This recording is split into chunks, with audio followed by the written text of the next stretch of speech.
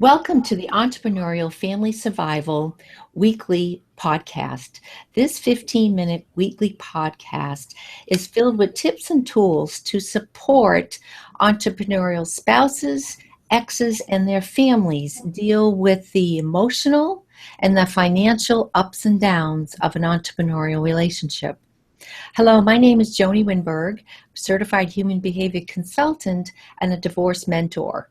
Today, my guest is Kevin Garrett. He's a financial advisor, and what we're going to be discussing is living your entrepreneurial dream in retirement. So, hello, Kevin, and welcome.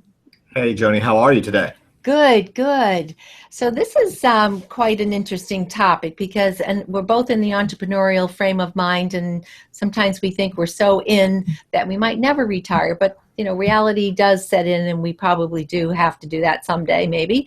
So let's talk about that. And I'm going to let you run with this, Kevin. This is your topic. Well, I think that really when we're talking about this, we'll probably keep this particular conversation at a fairly high level, and then we can always get into more details in subsequent conversations with folks. But there's probably two ways that the conversation at a high level could go. One would be a relationship where perhaps the entrepreneur and the person's spouse are basically partners in the practice, and so from that standpoint, there's a direct financial relationship for each of those spouses in the business, and so from that standpoint, I think it's really important for the couple slash partners to have a plan around still building a financial nest egg for the future above and beyond what they are building in terms of the inherent value of the company that they have ownership in.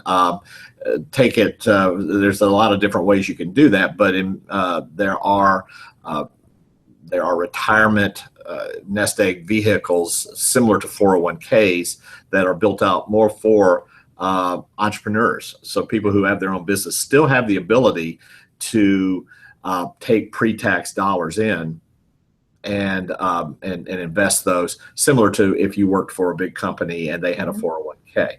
So we can talk a little more about that a little bit later, but there are different types of investment approaches that you can take as a business owner to still allow you to put pre-tax dollars in. So that's one thing to think about. Okay. The other thing is, let's think about that same couple and same spouse set up in the event that a divorce occurs. And when that happens, it's very important to have in place already the structure within the corporation that defines how each spouse will go their separate ways. You don't want to get into a situation where there's a lot of a lack of clarity on that, and a good attorney can build that type of structure in. But the key things to me to consider would be, how do you dislodge yourself from the relationship, get compensated for your respective ownership in it, while at the same time, where possible, not having to liquidate the company or perhaps even destroy the company in the process of the divorce. So that's really an important element that needs to be contemplated while things are going well. And this is where I've seen it tricky for people, where person does want to get that divorce, but yet they don't want to. They're feeling bad about taking their half because they know it could destroy the company. So that is tricky. And like you said, that's probably another whole topic. But that's something that we can talk about later. And then go ahead, Kevin. I just wanted to share that with you. No, I completely agree, and that's it's always better to have all of that laid out on the front end when things are still amicable and everybody's getting along. And then the other component of this is, or another scenario is, in the event that you have an entrepreneur building that business with the goal of long term, living the dreams of the couple, but the other spouse is actually working and doing something more in a traditional line of work, not really working as a partner, but working in their own respective field. And if that's the case, then I think it's important for that other spouse to, one, be contributing to the 401k that they are creating. I still think that all the things I said before about having the entrepreneur putting away, through a solo 401k or some other, or a SEP IRA or something. Those are types of vehicles that still need to be addressed over there.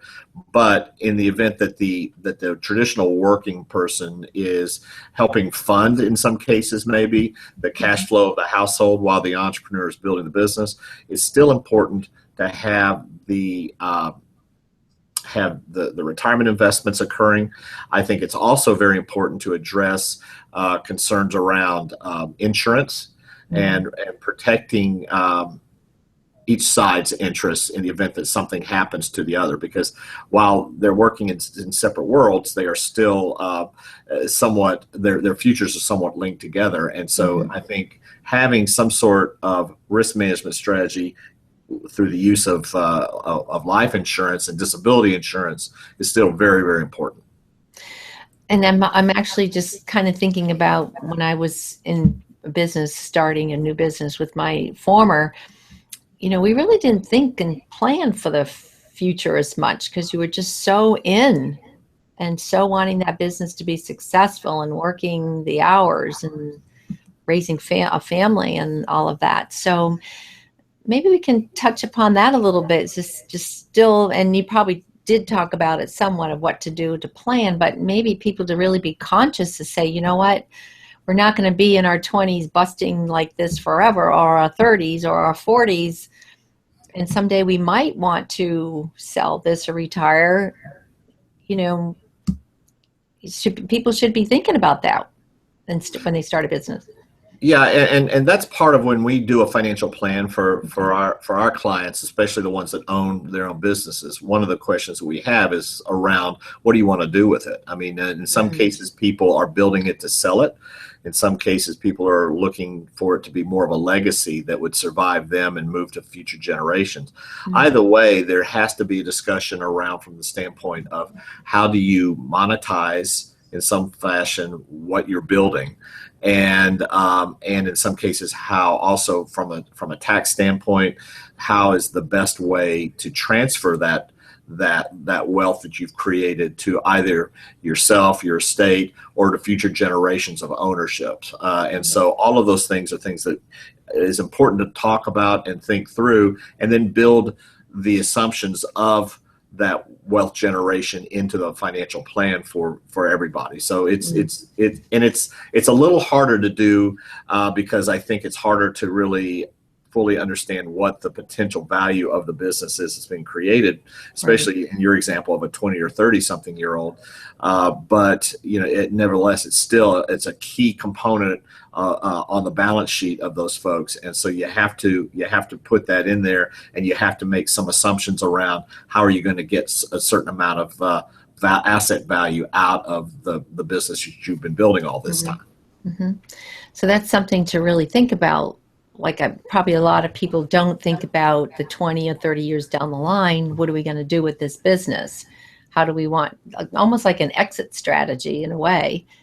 And well, it is an exit strategy, either directly in the sense of I want to sell my practice when I'm, say, 65, 75, whatever, or I want to create a scenario where I'm going to be transferring a certain amount of equity or ownership to other people, other groups of people, other individuals, whatever you want to do there over the course of time as well. And you can do that systematically, every year or every 5 years, however you want to set it up. It's at least address it. Individualized sort of plan, but it's ultimately, it's probably best put into your business documents, and it needs to be a part of your overall business structure and a long-term business plan. Excellent. Now, Kevin, I want to make sure that people know how to connect with you if they're having more advice, because you work with people nationwide. Is that correct? That's right. While we're in Atlanta, we have clients all over the country. The best way to check us out, you can go on our website, which is www.kevin, Kevin, Garrett, Garrett, and then the letters IFG.com. So Kevin Garrett, IFG.com.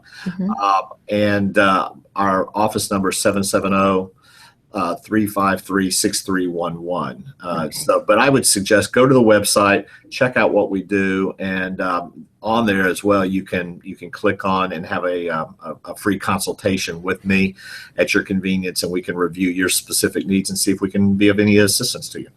Well, you've really shown me that it's wise to talk to someone, to at least like that free consultation and brainstorm, and the questions that you said that you ask the person or the couple to really be thinking about, and get that at least straightened out so that you're not having to worry about it all of a sudden if there is a tragic situation or divorce or something like that. You've got some kind of strategy in place, and Well, that's important. yeah, and I think it's really important, as you said it earlier, entrepreneurs typically are very busy people working a lot of hours, and they're usually very laser focused on what they're trying to accomplish. And what we try to do is just ask them to step back from that a little bit and look at some big picture questions that ultimately are all designed around trying to achieve what they want to accomplish. In some cases, it's about taking those thoughts they have in their head and translating it down onto paper, which then creates the structure for action down the road.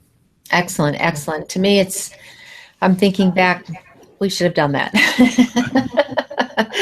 But like I said, you're not thinking about it at the time. So once again, Kevin, your website. Yeah, it's www.kevingarrettifg.com. Great, Kevin, is awesome and really helpful information, or at least to start entrepreneurs and their spouses or exes to start thinking about this and following through with that. And then also, I'm here to support spouses and exes if you're in a situation where you want to rediscover your dream or to get back on your feet emotionally, and then Kevin, financially. But for that support, go to entrepreneurialfamilysurvival.com. And this is a program that can help you figure out what your dreams are yourself, or also to build that confidence again and your self-esteem and get back on your feet and move forward. So anyways, Kevin, thanks again, and join us every week on the Entrepreneurial Family Survival 15-minute podcast, where it's laser focused, getting you the answers that you need. So thanks again, Kevin. Thanks, Joanie. And we'll see you next week. Bye-bye. Bye.